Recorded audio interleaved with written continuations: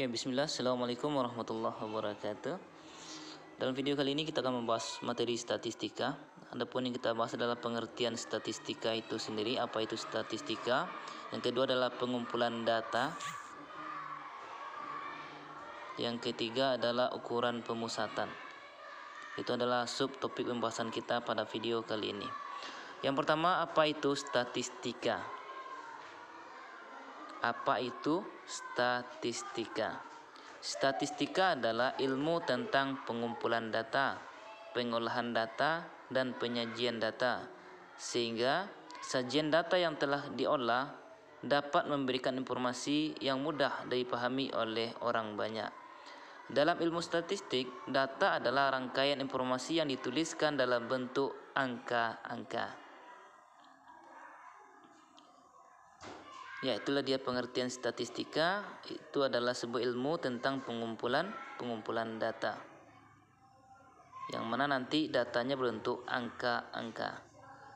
Jenis-jenis data dikelompokkan menjadi dua. Yang pertama data kualitatif, yang kedua adalah data kuantitatif.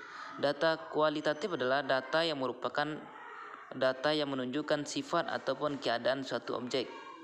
Di sini kata kuncinya adalah sifat atau keadaan suatu objek. Jadi data kualitatif itu adalah data yang menunjukkan data sifat ataupun data keadaan suatu objek. Data kualitatif itu tidak bisa diukur dengan numerik ataupun dalam bentuk angka. Contoh, data kualitas beras bulan Februari pada tahun 2020 yang kurang baik. Nah, pada data itu menunjukkan keadaan beras yang kurang baik. Tapi kita tidak bisa mengukur keadaan tersebut kurang baiknya dalam bentuk angka. Jadi dalam contoh ini kita tidak bisa mengatakan dalam bentuk 10 kg, 100 kg, tetapi di sini hanya mengatakan data kualitas beras bulan tersebut yaitu kurang baik. Kurang baik di sini adalah bentuk sifat ataupun dalam bentuk kata-kata. Jadi kurang baik ini adalah data kualitatif. Yang kedua adalah data kuantitatif. Data kuantitatif merupakan data yang menunjukkan ukuran suatu objek yang disajikan dalam bentuk angka. Jadi pada data kuantitatif ini kata kuncinya adalah bentuk angka, yang mana ukuran objek tersebut bisa ditentukan dengan angka, yang mana nilainya nanti bisa dapat berubah-ubah. Contoh, data pertumbuhan panjang tanaman kacang hijau pada tabel di atas. Dari data tersebut kita bisa mengetahui perubahan panjang batang kacang hijau dari angka yang diperoleh. Jadi pada data kuantitatif itu datanya berbentuk angka, kemudian angka itu bisa berubah-ubah. Akan ada peluang angka itu akan berubah menjadi angka yang besar. Di sini contohnya adalah kacang hijau. Dalam tabel kita bisa lihat hari pertama panjang kacang hijau itu adalah 0,1 cm. Itu pada hari yang kedua. Kalau pada hari yang kedua itu otomatis panjangnya akan bertambah. Tidak mungkin toh itu kacang panjang akan semakin pendek dalam waktu hari yang akan bertambah. Pada hari kedua itu akan berubah menjadi 0,5 cm. Begitu seterusnya. Itu artinya data kuantitatif itu ditentukan dengan bilangan angka, yang mana angka tersebut bisa berubah-ubah. Jadi perbedaan data kualitatif dengan data kuantitatif, kualitatif dalam bentuk sifat ataupun kata-kata, sedangkan dalam bentuk kuantitatif itu dalam bentuk angka ataupun dalam bentuk pengukuran.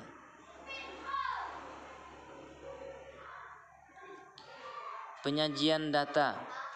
Penyajian data merupakan salah satu kegiatan dalam pembuatan laporan hasil penelitian yang telah dilakukan agar dapat dipahami dan dianalisis sesuai dengan tujuan yang diinginkan. Agar dapat memudahkan pembaca atau pemerhati, maka dapat disajikan dengan bentuk tabel ataupun dalam bentuk diagram. Jadi data bisa disajikan dalam bentuk tabel dan ini contoh penyajian data dalam bentuk tabel. Pada slide bisa kita sama-sama perhatikan ada data kita itu siswa dengan jumlah 60 siswa semuanya, siswa SMP. Yang mana ada beratnya yang 40 kilo, ada yang beratnya 41 kilo, ada yang 42 kilo, ada yang 43 kilo, ada yang 44 kilo. Setelah kita perhatikan, kita rubah dia ke dalam bentuk tabel, 40 kg itu ada 6 orang. 41 kilo adalah 12 orang. 42 kilo ada 15 orang. 43 kilo ada 18 orang. 44 kilo ada 9 orang. Jadi total seluruh jumlah anak kita dalam tabel adalah 60 orang. Oke.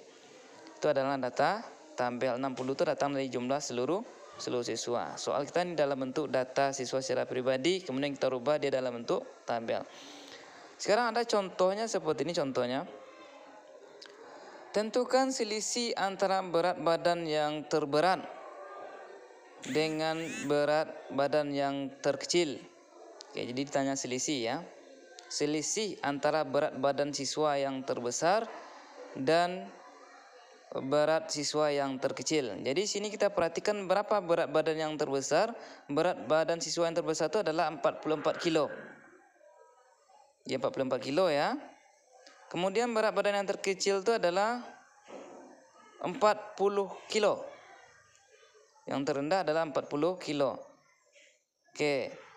Sekarang yang ditanya berapa siswa, selisih siswa, otomatis yang akan kita kurangi adalah jumlah siswanya. 44 kilo tadi jumlah siswanya adalah 9 orang. 40 kilo siswanya adalah 6 orang. Artinya 9 siswa dikurangi 6 siswa itu jumlahnya 3 orang. Ya, 3 orang. 9 dikurang 6 adalah 3. Penyajian data dalam bentuk diagram akan lebih menarik dibandingkan dalam bentuk tabel karena bentuknya ada gambar-gambar dan penyajiannya. Ada diagram batang, ada diagram garis, dan ada diagram lingkaran nanti ya. Ada diagram batang, ada diagram garis, dan ada diagram lingkaran ketika kita penyajian data dalam bentuk diagram. Diagram batang, penyajian data dalam bentuk batang ataupun balok. Bisa kita lihat pada slide, ini adalah diagram batang. Kita diberi contoh. Diagram di samping menunjukkan penghasilan tanaman kol pada 6 bulan. Ada Januari, Februari, Maret, April, Mei, dan Juni. Pertanyaannya, pada bulan apakah jumlah penghasilan tanaman kol paling banyak? Setelah kita perhatikan tabel kita atau diagram batang kita, ternyata yang paling banyak adalah bulan April.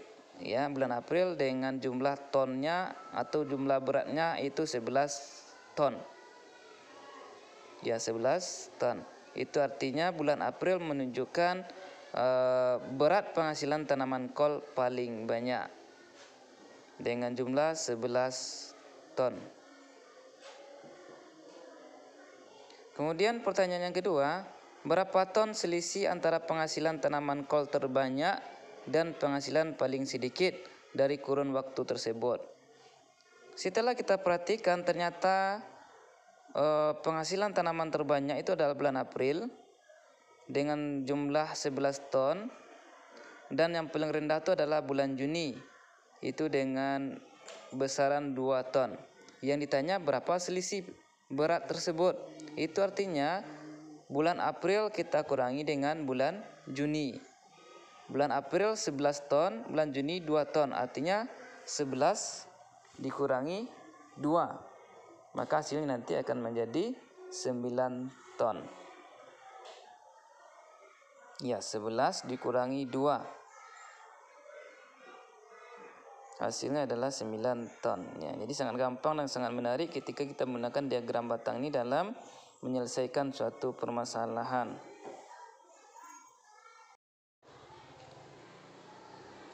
Yang kedua itu diagram garis. Diagram garis biasanya digunakan untuk menyajikan data yang pengamatannya dilakukan dari waktu ke waktu secara teratur.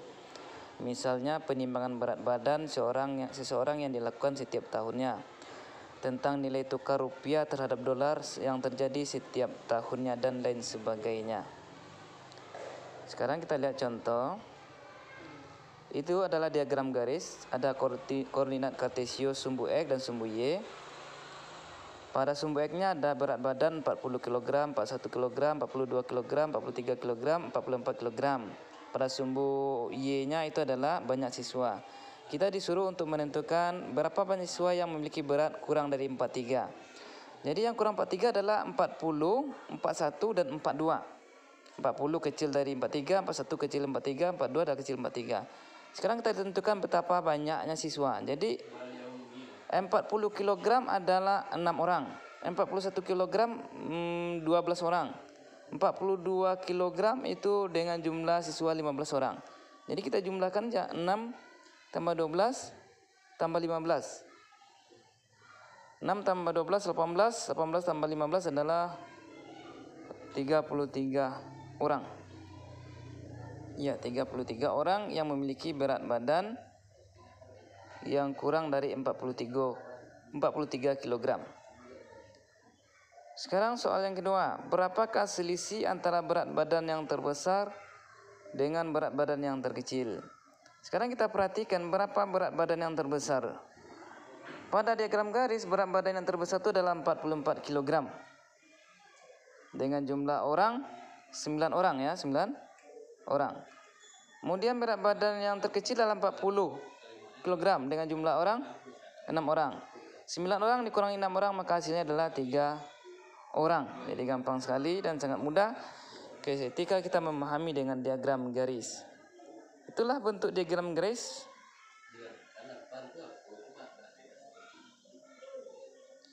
Oke, sekarang kalau seandainya ditanya berapa selisih beratnya. Yang tertinggi 44 kg, yang terendah adalah 40 kg. Jadi kita kurangi 44 dikurangi 40 kg maka akan menghasilkan 4 kg. Jadi sangat mudah, kita kurangi aja berat yang paling tinggi dengan yang terkecil. Ya, sekarang kita bahas tentang diagram lingkaran. Diagram lingkaran biasanya digunakan untuk menunjukkan perbandingan suatu data terhadap keseluruhan. Biasanya besar daerah pada lingkaran dinyatakan dalam bentuk persentase ataupun dalam bentuk derajat. Diagram lingkaran biasanya digunakan untuk menyajikan data dalam bentuk persentase. Jadi kalau seandainya bentuk lingkaran kita dalam bentuk persentase, jadi kita akan menggunakan nanti persen ya. Kalau seandainya lingkaran kita dalam bentuk derajat, maka akan menggunakan 360 derajat. Jadi ada kalanya nanti menggunakan persen, ada menggunakan derajat.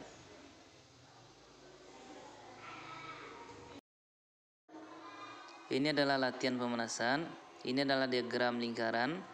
Diagram di atas menunjukkan hasil panen suatu desa. Berat seluruh hasil panen desa tersebut adalah 120 ton. Berat hasil panen, ya kebetulan ditanya di sini adalah panen padi ya, bukan jagung. Kita disuruh berapa hasil panen padi. Ya.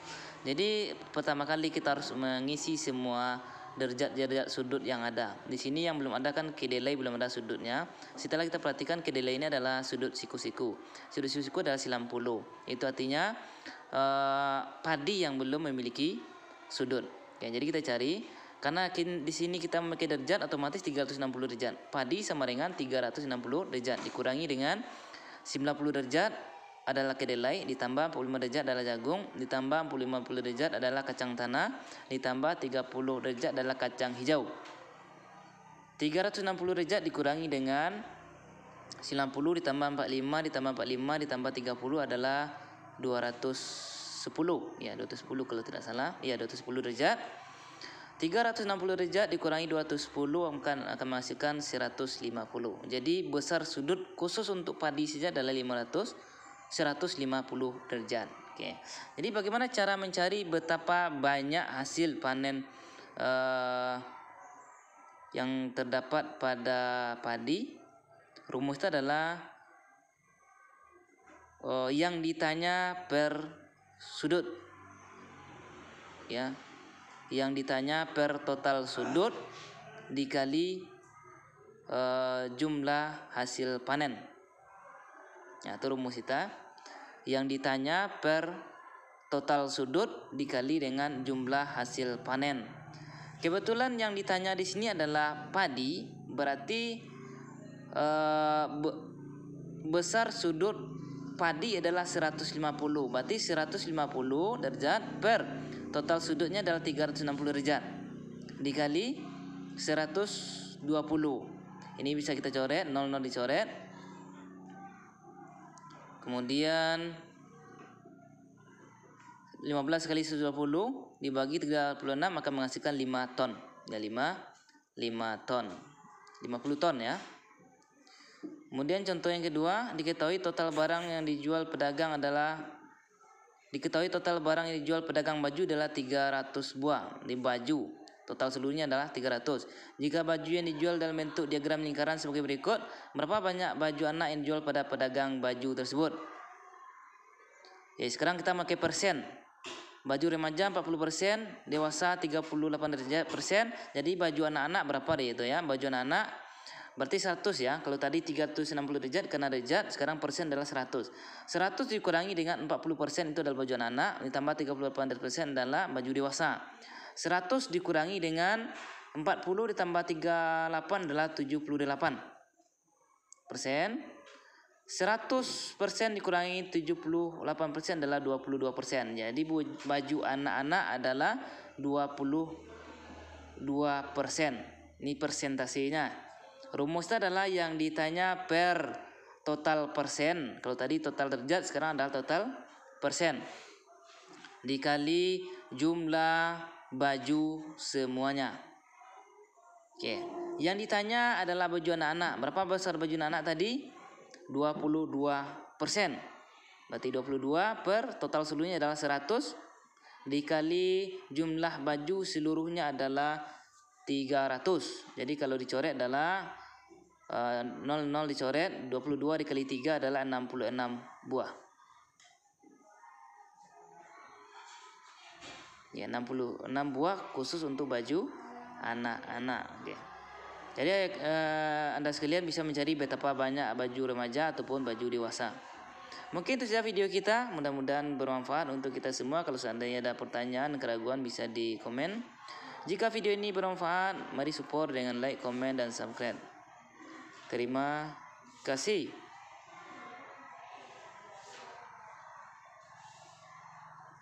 Saya Roni Saputra, Matematika Brilian, pamit. Assalamualaikum warahmatullahi wabarakatuh.